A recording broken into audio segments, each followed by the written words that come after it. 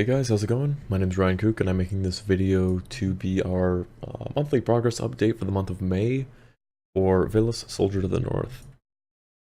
First thing, I wrote this neat little program, you can see over here. I call it Change Logger, and it allows me to log all the changes that I made in game development. So I'm going to be reading off of this, so everything's going to be rather chronological. So I guess, let's just start at the top of the list. First thing was changelogger. Second thing is that you may recall in earlier videos, this guy over here, our friendly AI lead, if we were, say walking and we jumped off of this little area and he was following us, as soon as we jumped off and, say he lost us, he didn't know where we were, he would just instantly turn around and go back to his patrol route. And he shouldn't do that. He should try to make it over to where we were. But the problem with that, what was causing that is, as we were falling through the air, say we were at this point right here, there is absolutely no way that if you use the nav mesh, there's absolutely no way that you can navigate to a point up over here that's in the air. So how I solved that was, you can see right here, let's go over here. You can see over here that as he follows us around, he's running two different ray traces, or two different line traces, I should say. And that's where he can see me. That's the first one, that's, the pretty obvious line. And then if you look at the point where the line comes into contact with me, there's a 90-degree angle and a line that's heading straight down. That's pretty much what solves for mid-air movement. So he can figure out how to get over to us if we are, soaring through the air. He can figure out where we were.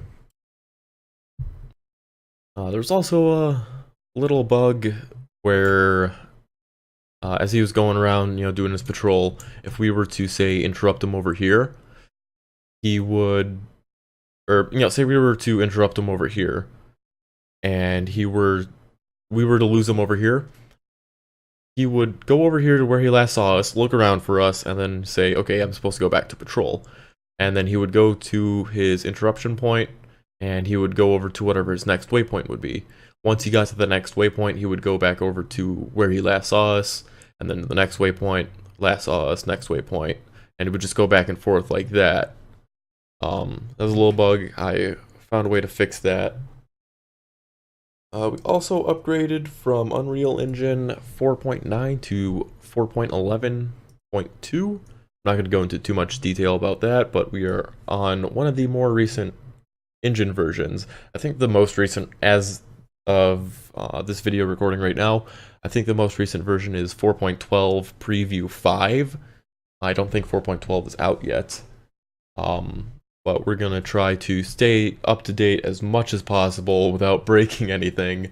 Thankfully, with all the different upgrades between the engine versions that we've done, we haven't broken anything yet. And that's surprising because this project started out in like 4.6. But yeah. If we come over here, we can see the next thing that we have, which is a blood particle effect. I added 4 new blood particles. I created those. They're actually meshes, and that's what gives them a very nice dynamic shape as they're either flying through the air or when they impact a surface. They're, not optimized whatsoever. They don't have any LODs. They're really not that good in terms of performance, but that's going to be optimized later. And obviously with these new blood particles, there's a new blood particle material that I made, which is pretty cool. I'll show you guys that too. And I have 2 particle effects that go along with it. I made 2 particle effects to kind of play around with this. So if we go over here, this is a particle emitter. I have this set up. The way that the particle effect works is it's going to emit one burst, and then that's going to be it. So if you want to, have a second or a third or a fourth burst, you're going to have to keep either reactivating the particle emitter, or you're going to have to keep spawning new particle emitters. So with this particle effect, this is like a, sword slash, you just got, swiped with the sword kind of thing. And what's going to happen is blood particles are going to spray out in this direction over here. And yeah, we're going to see that right now.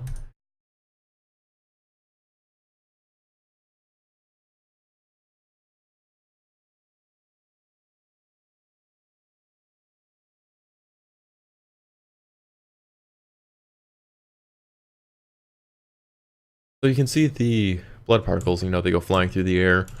And you can see over here too, just look at everything. You can see the wide array of different shapes and, just how nice everything looks together. Because as the particles are flying through the air, they're all rotating at random speeds, and they're all twisting and rolling at different speeds.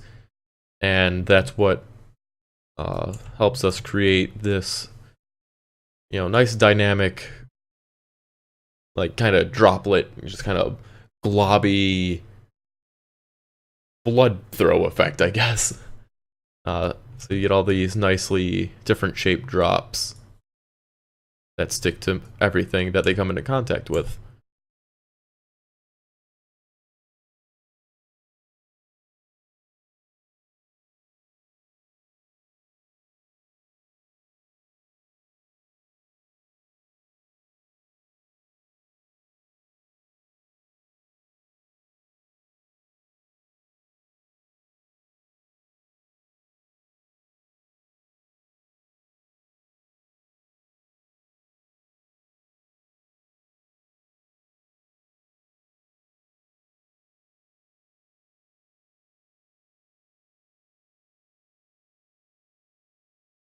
And in addition to that, kind of spattery, that slash effect.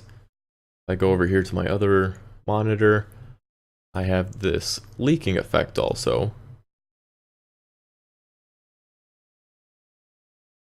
And this effect just drips particles.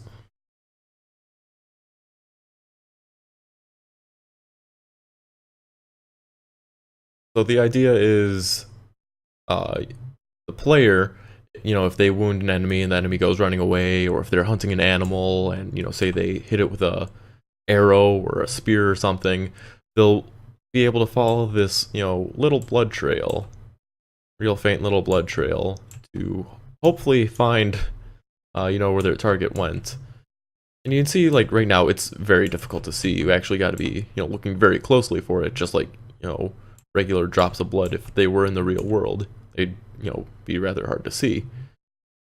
And again, this is, early particle effect. Obviously, if you get impaled by a spear, you're gonna lose a little bit more blood than this. But yeah, that's all later development stuff. With the particle effects, I also have a kind of like blacksmith spark particle. Made that a little bit more realistic. I can still use some touch-ups, but that's what you're looking at right now.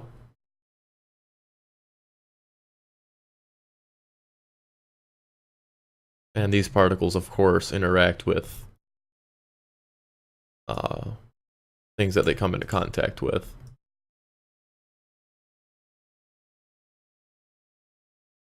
There's a very slight thing, too, that you may have noticed when I was running around this AI for the first time to demonstrate how it can solve to figure out where your last location was while you were in the air, to find a navigable point on the AI's nav mesh. If we spawn over here, I'm gonna walk over here, show it off better. You can see that there's a there's a really big sphere around this guy. If you look up in the air, you see two of them right now. But way off in the distance, you can see there's one really big one. That's basically this guy's field of view. So if you're standing inside of that, he can see you. And, now obviously that wouldn't be too realistic in a sense that if you're, say, standing on top of that hill behind him, he would be able to see you if he was looking this way. That really doesn't work. So what I did was I wrote a little snippet of code, and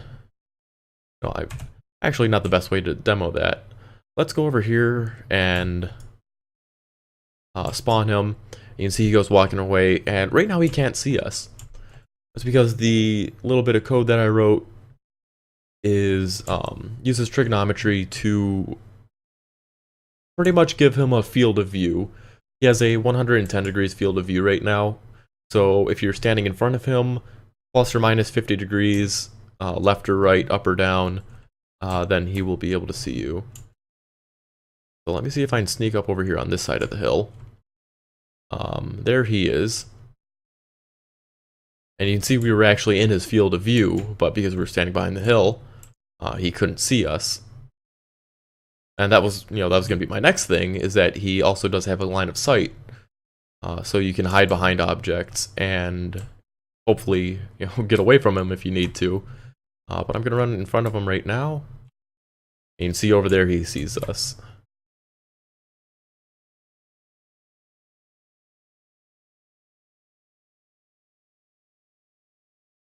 You might also notice too, because we're pretty close right now, that he's not running his ray traces over to me. It's because I'm standing inside this slightly smaller sphere, and that is sort of like a sixth sense kind of thing. Sixth sense. So you can see if we have him go running over there. What it's supposed to be is like, if someone's standing too close to you, you can kind of feel that. That's what this is supposed to be. So, if you sneak up behind him too close, he's like, hey, there's someone behind me, and then he's going to look around and see you. With the way that the hiding system also works, he's going to use that sixth sense to try and find you, because, he can feel that you're somewhere close to him. So let's, say, just as an example, we are hiding over here in this corner, right? And the AI actually, when he loses sight of you, he doesn't know exactly where you went. He's gonna guess where you went. So, just for terms of this example, let's make everything, super basic, and say that you're hiding behind this stack of boxes over here. And let's say that the AI is over here. Now, he guesses let's say he guesses you're over here, right? So he's going to go over there, and he's going to look for you. He's not going to see you, and then he's going to go back to patrol. But if he guesses you're over here, then he's going to go over there, and because of the sixth sense kind of thing, he's going to look around the boxes, and he's going to find you back over here. It kind of ruins the magic of, how the AI works, knowing that. But that's how, he's going to... If he guesses that you're, behind this stack of boxes, he's actually going to look behind the boxes, pretty much. So the next thing I'm going to show off is him actually trying to find you after you run away from him, because you don't want to be his friend. He gets uncomfortably close to you and stares at you, so that's why you want to run away from him. So he's following us right now. He can see us. I'm going to try hiding behind this hill right in front of me. Actually, no, let's do this mountain, because that's inside of his nav mesh. Okay, so here he is, and we go running over here, far away from him. You see that we break his line of sight, and then after a while he's going to say, okay, I saw the player running in this direction over here. So that's what that red line represents, that's where he thinks we went. So he's going to get over to that line, he's going to look around for us, determine that, hey, there's no player over here. Alright, I don't know where he is, and then he's just going to go back to patrol.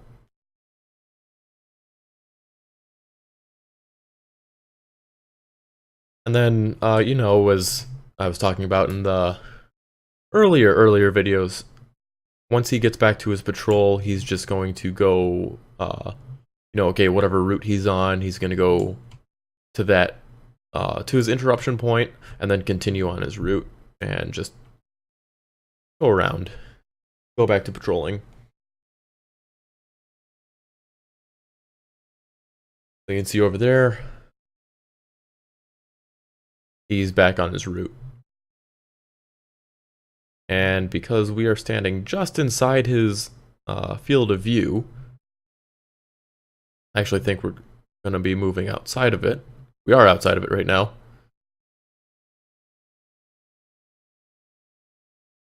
Oh, I'm in this guy's field of view. That's what I'm looking at. That's his flashing line. The other guy's field of view is over there. So you can see, if you're standing all the way over here, doesn't see you, and now he sees you.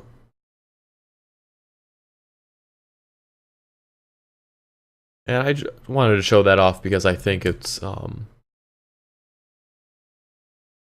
wanted to show that off, that, field of view, and, or rather, I wanted to show off how far away he could see you, because one person that I showed the, like a development video to of that same thing, of the advanced AI sight perception, was like, his field of view, or his view range, I keep saying field of view, I apologize, the AI's view range seems to go on forever, so I just kind of wanted to show that, it's a rather reasonable amount, I think, rather realistic.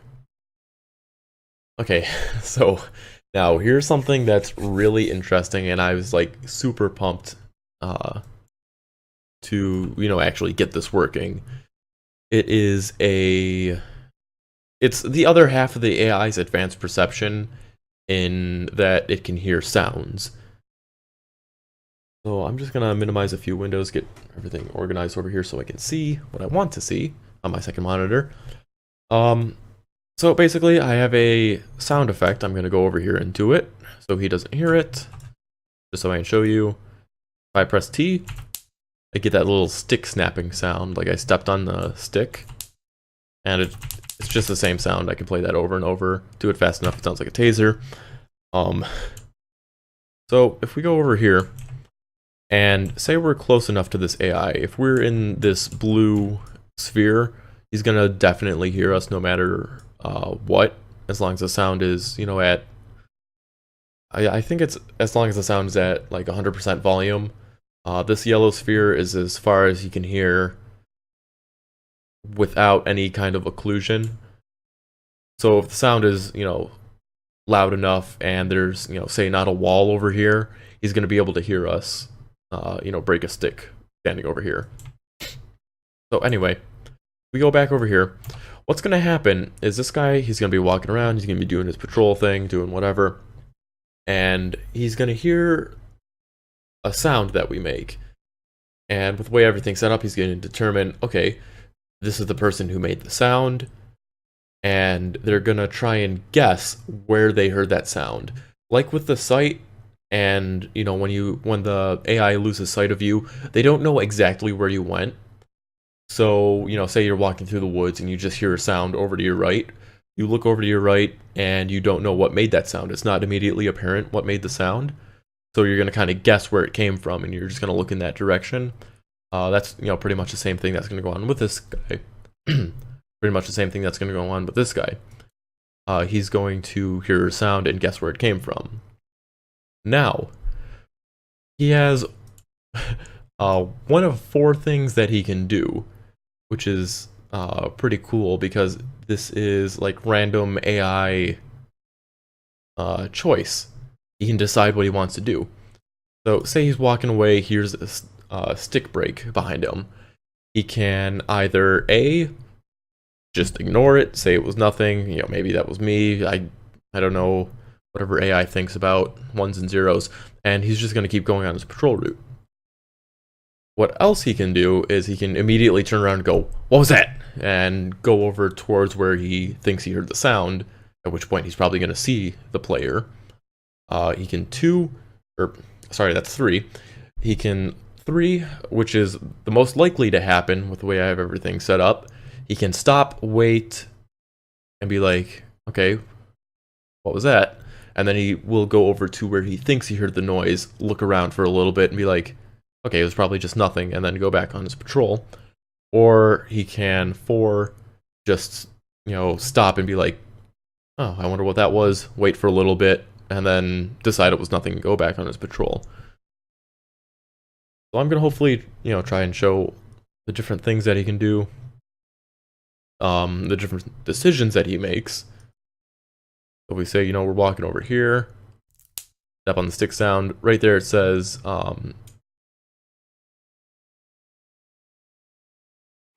okay, so I know what the problem was. Yeah, this was a problem I ran into earlier. I'm in the middle of setting up a way of something I'm going to later describe is how artificial intelligence bots can communicate with one another, and I have things, just sort of half hooked up, so everything's breaking when I try to do something.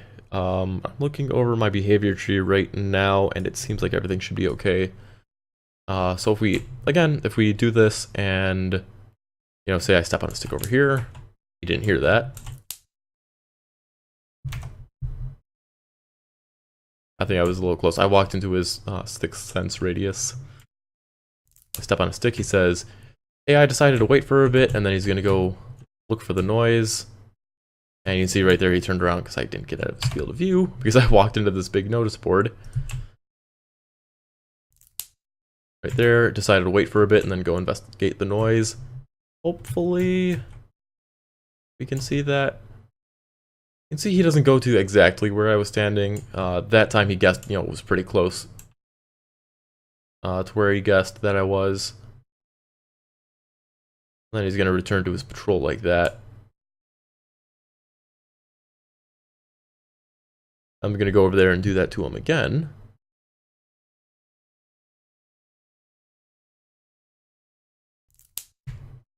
Decided to wait for a bit and then go investigate the noise.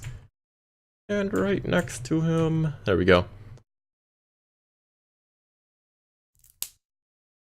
Decided to wait for a bit, investigate the noise.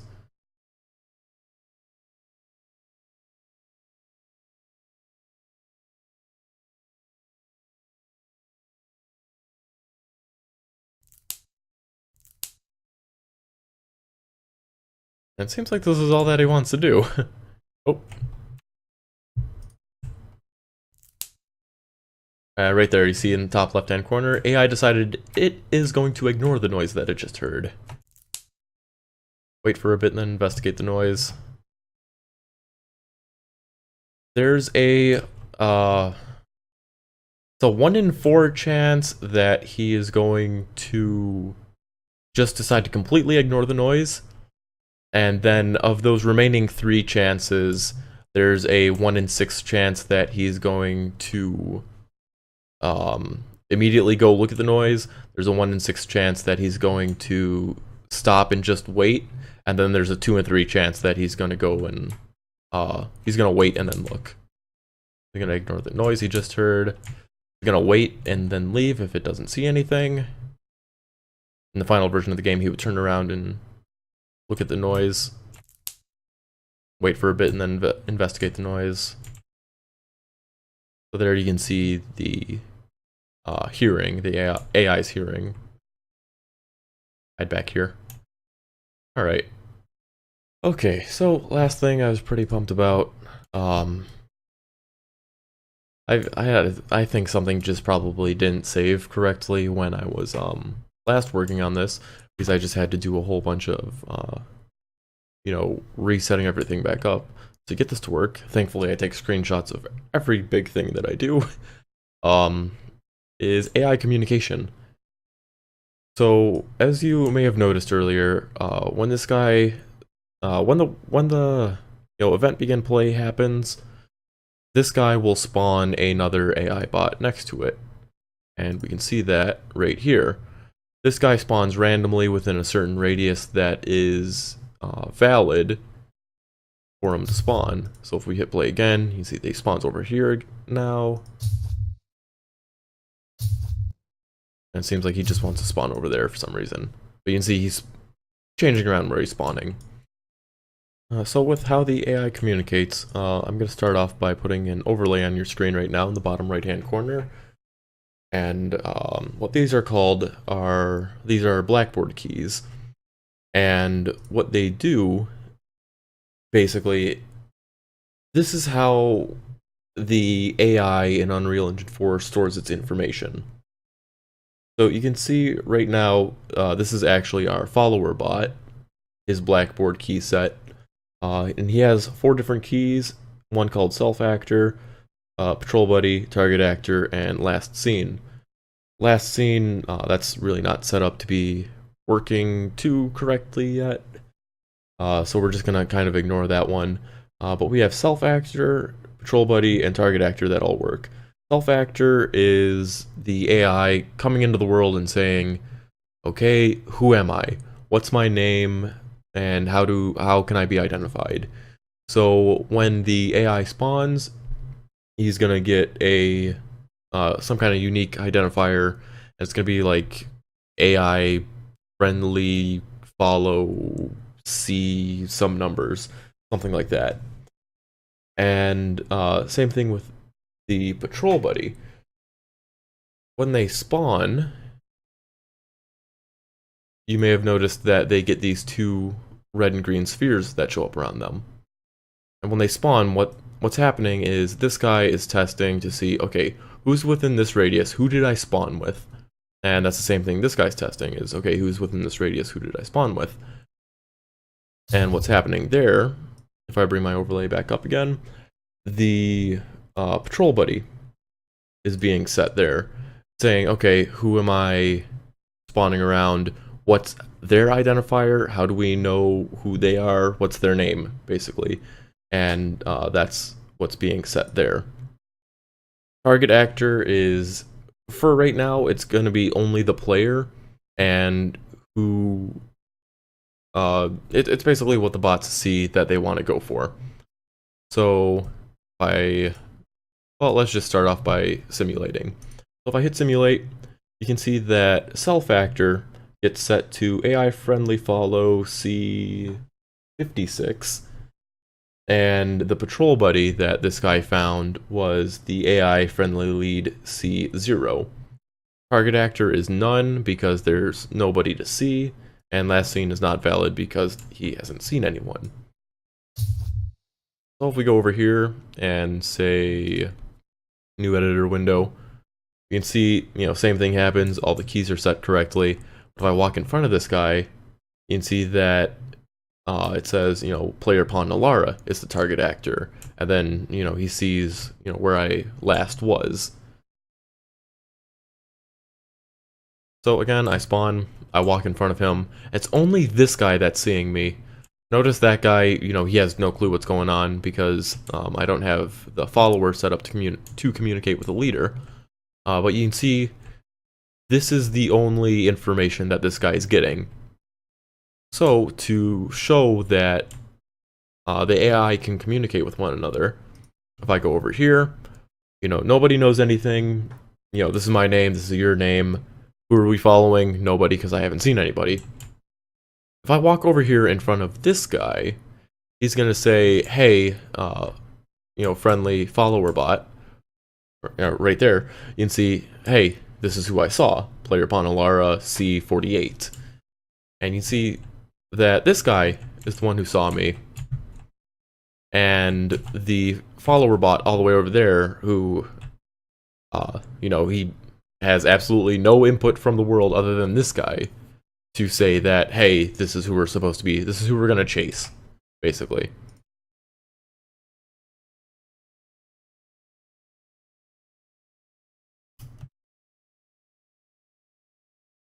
So he's standing over there, this guy's walking around, he's going to see me, and he's going to say, hey, here's the person that we go for.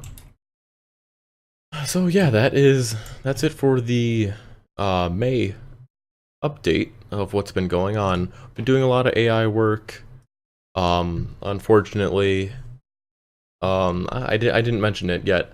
Unfortunately, I've been having problems with my motion capture hardware, and I haven't been able to do what I was planning on doing, and that is importing a character model into the game, a circle placeholder character model into the game with animations, because I haven't been able to exactly capture those animations, motion capture them.